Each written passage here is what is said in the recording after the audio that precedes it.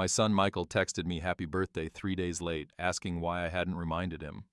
I blocked his access to the family trust fund that same afternoon. By midnight, he'd called 47 times, begging me to answer the phone. If you're watching this, subscribe and let me know where you're watching from. Let me tell you how we got to this point, because the devil's in the details. And honey, this devil has some serious bite. 3 months earlier, I was what you might call a devoted father. Scratch that. I was a doormat with a checkbook. At 68, I'd been playing ATM to my adult children for so long, I'd forgotten what it felt like to say no. My late wife, Emily, left us very comfortable when she passed 5 years ago. Comfortable enough that our son, Michael, and his wife, Nora, could afford their dream house in Westchester, their kids' private school tuition, and Nora's shopping addiction. I lived quietly in my Park Avenue apartment, the same one Emily and I had shared for 30 years. Every Sunday, I'd drive out to Westchester for family dinner. Every holiday, I'd write another check. Every birthday, wedding, or graduation, I'd open my purse without question. I thought I was being generous. Turns out I was being stupid. The warning signs had been there for months. Michael stopped calling unless he needed something. Nora would barely make eye contact during our visits, too busy scrolling through her phone or coordinating with contractors for their latest home renovation.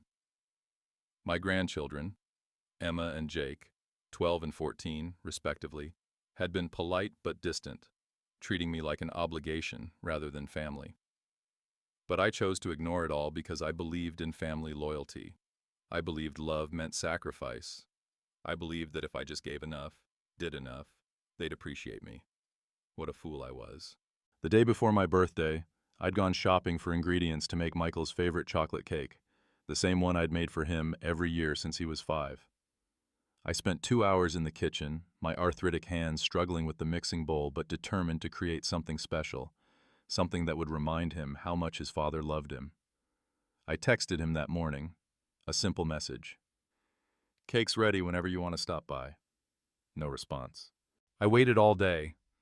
Every time a car passed outside, I'd peek through the curtains, hoping to see his silver BMW pulling up. Every time my phone buzzed, my heart would leap, thinking it was him calling to apologize for being late. But the hours ticked by. Morning became afternoon became evening, and evening became another sleepless night. The chocolate cake sat untouched on my kitchen counter for 3 days, growing stale like my hope. On the 4th day, I threw it away, fighting back tears as I scraped Emily's favorite recipe into the garbage disposal. That's when reality hit me like a freight train. My own son had forgotten my birthday. Not delayed, not postponed, completely forgotten. I'd spent decades putting everyone else's needs first. When Michael got divorced from his first wife, I'd helped with his legal fees. When he remarried Nora, I'd paid for their honeymoon to Italy. When they couldn't afford their house down payment, I'd written a check for $200,000 without blinking. And this was my thanks. Radio silence on the one day that should have mattered. I was pouring myself a second cup of coffee when my phone finally buzzed. Michael's name appeared on the screen, and for a moment, my traitorous heart skipped with hope. "Hey, Dad. Happy birthday. Sorry it's a few days late. You should have reminded me about it." I should have reminded him, as if it were my responsibility to ensure my own child remembered the day he was born. I stared at that message for a full 10 minutes, reading it over and over, feeling something cold and hard settle in my chest where warmth used to live. Should have reminded him, like I was some random acquaintance instead of the father who'd walked the floors with him during colicky nights, who'd worked 2 jobs to pay for his college education. My fingers hovered over the keyboard. The old Trevor would have typed back something gracious. "Oh, don't worry about it, sweetheart. These things happen." The old Trevor would have made excuses for him, probably invited him over for dinner to make up for his oversight. But the old Trevor had died somewhere between throwing away that birthday cake and reading his pathetic non-apology. Instead, I called my lawyer. "Trevor, James Richardson had been our family attorney for 15 years. What can I do for you today?" "I need to make some changes to the family trust arrangements," I said, my voice steadier than I'd expected. "How quickly can you restructure the distributions?" There was a pause.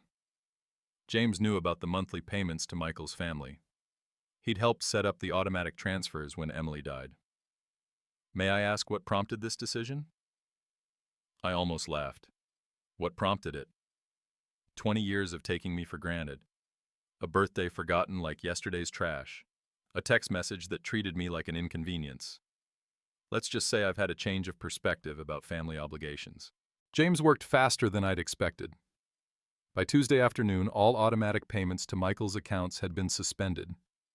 The monthly transfer that covered their mortgage, car payments, and Nora's credit card simply stopped flowing. I didn't tell them. Why should I? They'd never asked where the money came from, never questioned whether I could afford their lifestyle, never once said, "Thank you," for bankrolling their American dream. Instead, I waited. And you know what? The wait was almost enjoyable. For the first time in years, I felt like I held the cards instead of constantly folding. It took exactly 6 days. I was reading in my favorite armchair, enjoying a cup of tea and the blessed silence of my own thoughts when my phone started ringing. Michael's name flashed on the screen. I let it go to voicemail. He called again immediately, then again. By the fourth call, I was genuinely amused. Where was all this urgency when it came to remembering my birthday? The fifth call came with a text. "Dad, please pick up. There's been some kind of mistake with the bank." Mistake. That's what he called it. When the gravy train finally derailed, I poured myself a glass of wine and settled back into my chair. Let him sweat a little. Lord knows I'd sweated plenty over the years, wondering if I was doing enough, giving enough, being enough for children who couldn't be bothered to remember when I was born. The calls kept coming, 7, 8, 9, each one more frantic than the last. By the time I went to bed that night, Michael had called 23 times. Nora had called 6. They'd left a total of 14 voicemails, each one more panicked than the last. The first few had been confused. "Dad, I think there's been a banking error. Can you call me back?" By message 7, confusion had turned to worry. "Dad, please call us. The mortgage payment bounced and we need to figure out what happened." By message 12, worry had become panic. "Trevor, this is Nora. We need to talk now." The last message, left at 11:47 p.m., was pure desperation. Michael's voice was strained, exhausted. "Dad, I know you're angry about the birthday thing. I'm sorry, okay, but this isn't funny anymore. Please call me back. We need that money." We need that money. Not we miss you, or we're worried about you, or we love you. Just we need that money. Perfect. After all these years, he'd finally told me the truth about what I meant to them. I turned off my phone and slept better than I had in months. The next morning brought a new experience. The sound of someone pounding on my apartment door at 7:30 a.m. I took my time getting dressed, choosing a comfortable sweater and my favorite watch. If Michael and Nora wanted to have this conversation, I was going to look dignified while I had it. Through the peephole, I could see them both standing in the hallway, looking harried and desperate. Michael was pacing, running his hands through his hair. Nora stood rigid, clutching her designer purse like a weapon.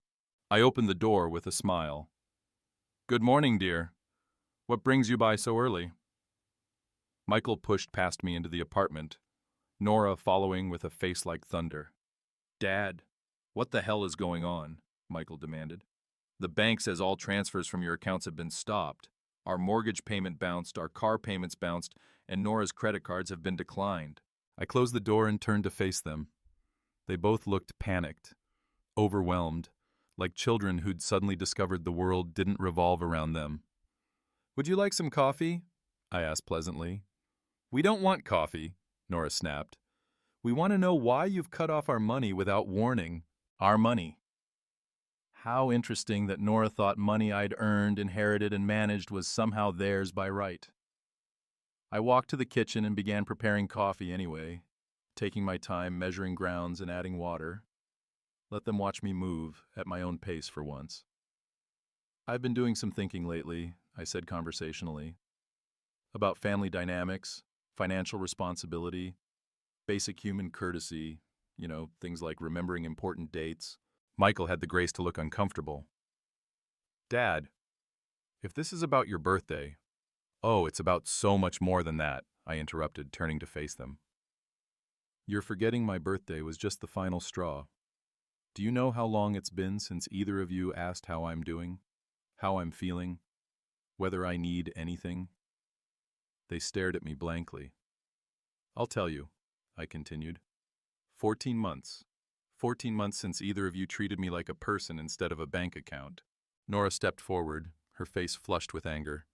"That's not fair. We invite you to family dinners. You invite me to dinners where you ignore me while discussing renovations I'm paying for, vacations I'm funding, and private schools I'm subsidizing. I'm not a guest at those dinners, Nora. I'm the entertainment, the crazy old man you tolerate because he writes the checks." The silence stretched between us like a chasm. Michael sat down heavily on my couch, the fight going out of him as he realized I wasn't bluffing. "Dad," he said quietly, "I know we haven't been the most attentive lately, but cutting us off completely, that's extreme." Extreme coming from someone who forgot his father's birthday and then blamed him for not reminding him. Is it extreme, Michael? Let me put this in perspective for you. I walked to my desk and pulled out a folder I'd prepared. "In the 5 years since your mother died, I've given your family $847,000 in direct payments alone.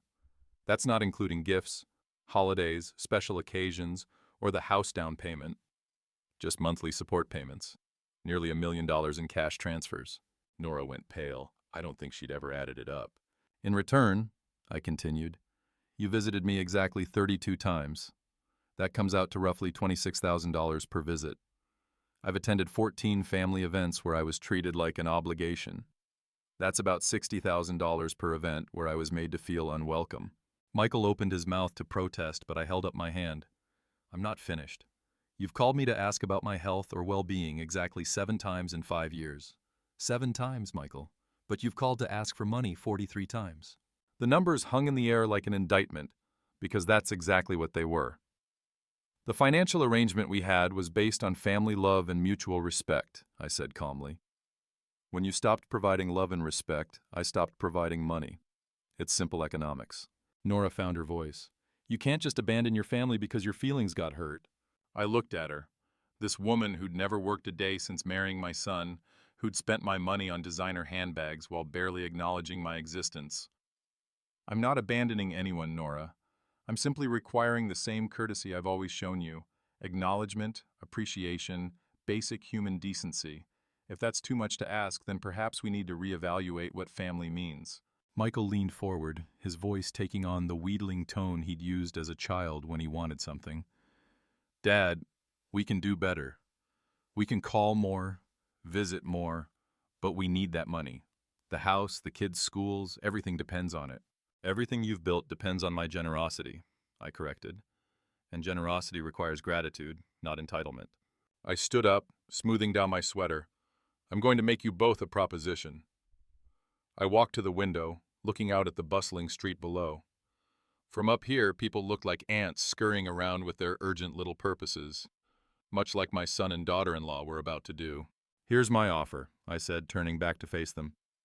"You have 30 days to show me that I'm more than just a funding source to this family, not through desperate phone calls or panicked visits, but through genuine interest in my life as a person." Michael and Nora exchanged glances, and I could see the calculation in their eyes. They were already strategizing, figuring out how to manipulate me back into opening my checkbook. "What exactly does that mean?" Nora asked carefully. "It means treating me like family instead of like an ATM. It means remembering important dates without being reminded. It means asking about my day, my health, my interests, my feelings. It means including me in conversations instead of talking around me. It means showing basic respect for the man who's been subsidizing your lifestyle." I sat back down, enjoying the way they hung on my every word for once. "If after 30 days I feel valued as a person rather than just a provider, we can discuss resuming some level of financial support. Not the blank check arrangement you've enjoyed, but something more reasonable." Michael's face brightened with hope. "We can do that, Dad. Absolutely. But," I continued, holding up one finger, "if I detect even the slightest hint of manipulation, if this feels like a performance designed to get my money flowing again, the offer is permanently withdrawn. And I do mean permanently." Nora's mask of composure was slipping. "What are we supposed to do in the meantime? We have mortgage payments, car payments, the kids' tuition, the same thing millions of families do," I said pleasantly. "You'll figure it out. Michael makes a decent salary. You could get a job. You could downsize the house, change schools, sell one of your cars. You know, all the things people do when they live within their actual means. The word job seemed to physically pain Nora. She'd married Michael straight out of college and had never worked. The idea of actual employment was apparently terrifying. "You're being incredibly cruel," she whispered. Am I? Or am I finally being honest about what this relationship has become? I stood up again, signaling that our meeting was over. 30 days, I repeated. Starting now. And remember, I've had 5 years to perfect the art of detecting genuine emotion versus calculated performance. Don't insult my intelligence by trying to fake your way through this. They left without another word, Nora practically trembling with fury, Michael looking stunned and lost. After they were gone, I poured myself that glass of wine I'd been looking forward to and settled back into my chair. The next 30 days were going to be very interesting indeed. The phone calls started the very next day. Not frantic demands this time, but carefully crafted performances that would have impressed Broadway directors. "Hi, Dad. Just calling to see how you're feeling today." Michael's voice was sugar-sweet through the receiver. I realized we never ask about your health enough. I was standing in my kitchen preparing lunch, and I nearly laughed out loud. In 5 years, this man had never once called to ask about my health unless he was making small talk before asking for money. "I'm fine, Michael. How thoughtful of you to ask." "Great. And hey, I was thinking maybe we could have lunch this week. Just the two of us, like old times." Old times? When exactly had we ever had regular lunch dates? I couldn't remember a single instance of Michael suggesting we spend time together without Nora or the children as buffers. "That sounds lovely," I said, curious to see how far they'd take this charade. "Perfect. Oh, and Dad, I've been thinking about what you said yesterday about not appreciating you enough. You're absolutely right. We've been terrible family members." The script was almost insulting in its transparency, but I played along. "I appreciate you saying that, son." After he hung up, I checked my watch. 47 minutes later, Emma called. My 14-year-old granddaughter had never initiated a phone conversation with me in her life. Our interactions were limited to polite responses when I asked her direct questions during family dinners. "Hi, Grandpa Trevor.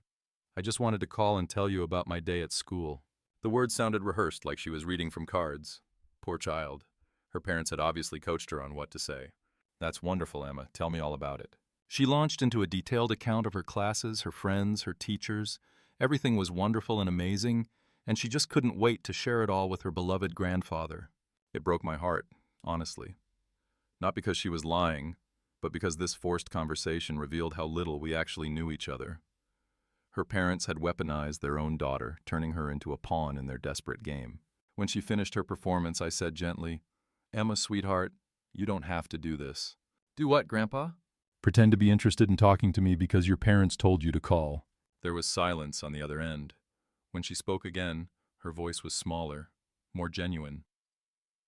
"Dad said you were mad at us, that maybe you wouldn't be our grandpa anymore if we didn't try harder. Those bastards. They'd terrified their own children to manipulate me."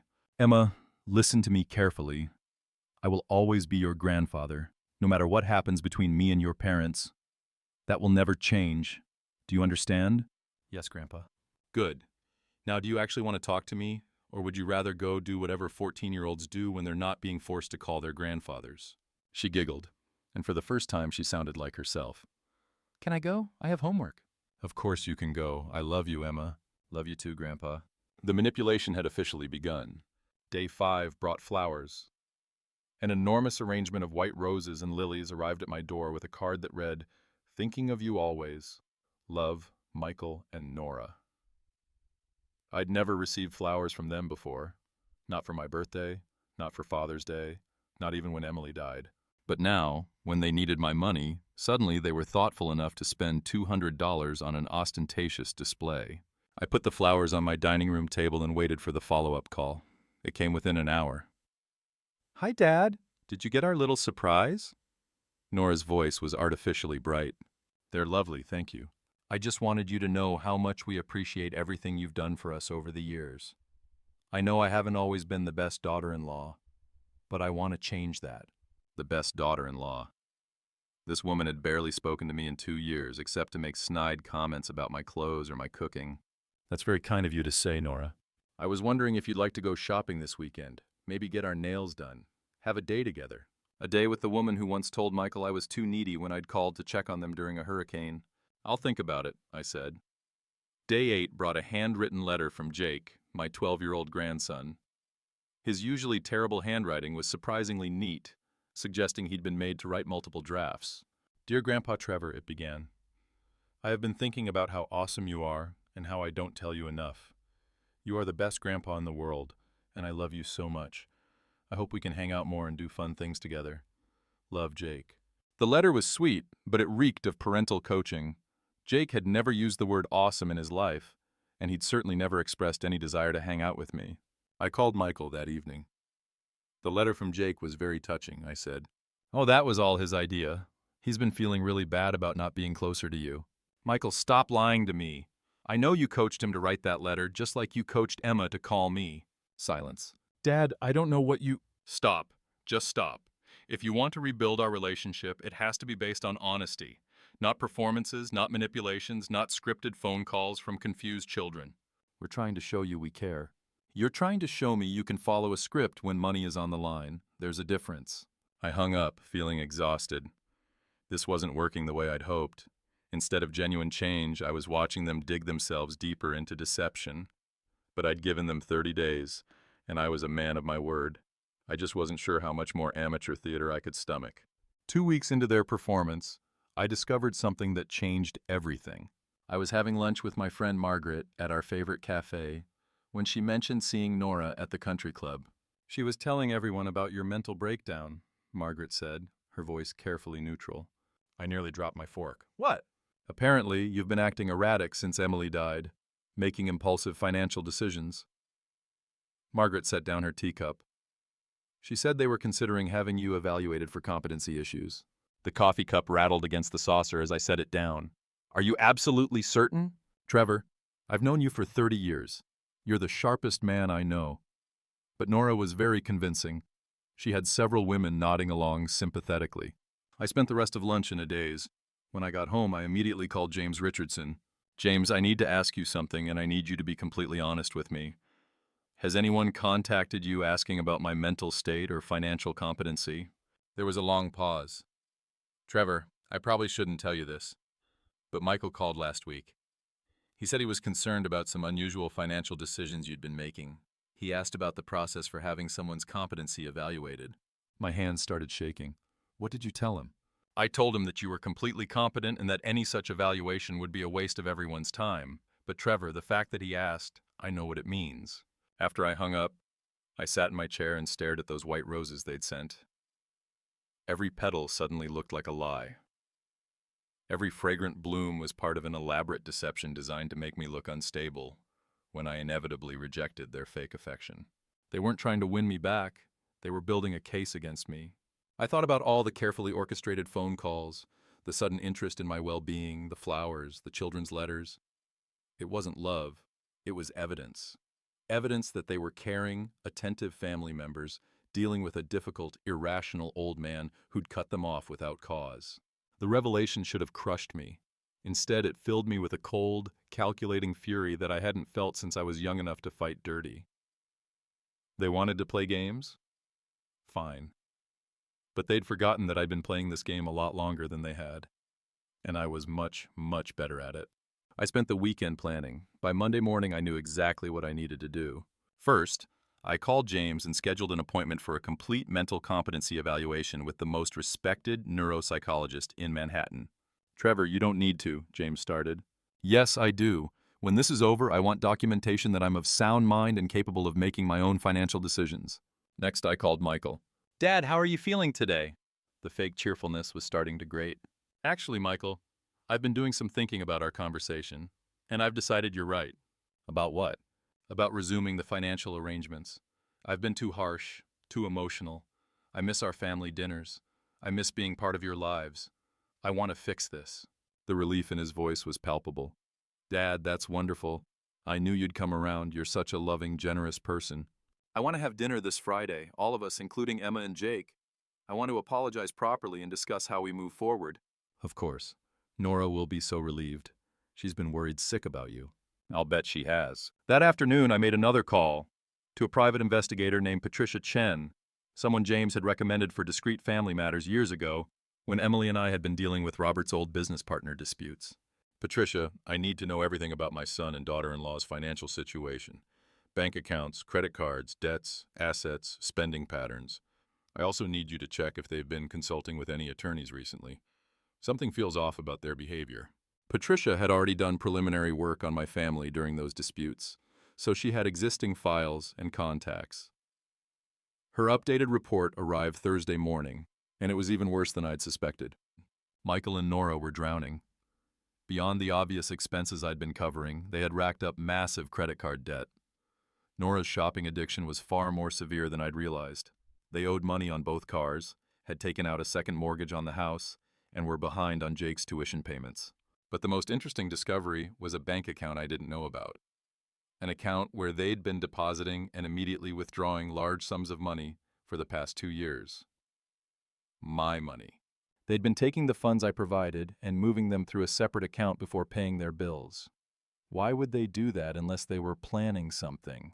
The answer came in the form of financial planning documents Patricia had uncovered. Documents showing that they'd been working with a lawyer to establish guardianship over my assets since Emily's death. It started right after the funeral, when I'd been grief-stricken and making large financial gifts to cope with my loss. They'd been planning this for 5 years. The gradual distance, the increasing demands, the casual cruelty, it was all designed to establish a pattern. The generous but unstable widower who needed protection from his own poor judgment. I thought I was teaching them a lesson about respect and gratitude. They'd been playing a much more dangerous game. Friday dinner was going to be very interesting indeed. Friday evening, I sat at the head of Michael and Nora's dining room table, watching them perform their greatest hits of fake affection. They'd gone all out for this dinner, using their good china and even lighting candles. Emma and Jake seemed genuinely happy to see me, which was the only real bright spot in this elaborate production. "Dad, you look wonderful," Nora gushed, though her smile never reached her eyes. "That jacket is so flattering." I was wearing the same dark suit I'd worn to Emily's funeral. She'd complimented it before, back when she was still pretending to like me. "Thank you, dear. You look lovely as always." Michael raised his wine glass. "I want to make a toast to family, to forgiveness, and to Dad for being the most generous, loving man we know." "To Grandpa," Emma and Jake chorused, their enthusiasm genuine enough to make my heart ache. We made it through the appetizer and main course with their performance in full swing. They asked about my health, my hobbies, my plans for the holidays. They laughed at my stories, complimented my watch, and treated me like the beloved family patriarch they'd never actually considered me to be. It was masterful, really. If I hadn't known what I knew, I might have been fooled. After dessert, I stood up. "I have something I want to say to all of you." Michael and Nora leaned forward expectantly, probably anticipating my tearful apology and promise to restore their funding. "These past 2 weeks have been so enlightening. Michael, your sudden interest in my daily health has been touching. Nora, your invitation to go shopping was so thoughtful. And children, your letters and phone calls have meant the world to me." They were practically glowing with anticipation. It's made me realize how much I've been missing, how important it is to be truly involved in each other's lives. Michael nodded eagerly. "Exactly. That's exactly what we've been trying to show you. Which is why," I continued, "I've decided to be much more involved in managing all of our affairs." Nora's smile flickered slightly. "I met with James Richardson yesterday to review the family trust documents." Michael's wine glass froze halfway to his lips. "I also had a complete psychological evaluation done, just to make sure I'm making sound decisions. Clean bill of mental health, as it turns out." Michael's face went pale. "And," I added, "I hired a private investigator to do a thorough financial review, very thorough." The silence in the room was deafening. I reached into my briefcase and pulled out Patricia's report, setting it on the table between us. "Did you know it's illegal to establish financial guardianship over someone through fraudulent means? James was quite concerned when he reviewed your planning documents." Nora stood up abruptly, her chair scraping against the floor. "I don't know what you think you found." "I found 5 years' worth of evidence that you've been systematically setting me up to be declared incompetent so you could control my assets permanently. The separate bank account, the guardianship paperwork, the witnesses you've been cultivating who can testify to my supposed erratic behavior." Michael's voice was barely a whisper. "Dad, it's not what it looks like." "Really? Because it looks like fraud. It looks like elder abuse. It looks like two people who decided it was easier to steal from me than to earn their own living. Emma and Jake were staring at their parents with horrified expressions. Here's what's going to happen, I continued calmly. You're going to pack up and move out of this house by the end of the month. The house I bought, by the way, which means I can evict you whenever I choose. You're going to get jobs, real jobs, and start living within your means. And if you ever attempt to contact me again, I'll file criminal charges. James assures me we have more than enough evidence. I walk to the door, then turn back one final time. Oh, and I'm changing my will. The entire estate goes to charity now. Congratulations, Michael. Your greed just cost you $47 million, the same $47 million you thought you could steal through fraudulent guardianship. The drive home was peaceful. For the first time in years, I felt truly free. Some lessons cost more than others, but watching my son learn that respect isn't optional was worth every penny. Thanks for listening. Don't forget to subscribe, and feel free to share your story in the comments. Your voice matters.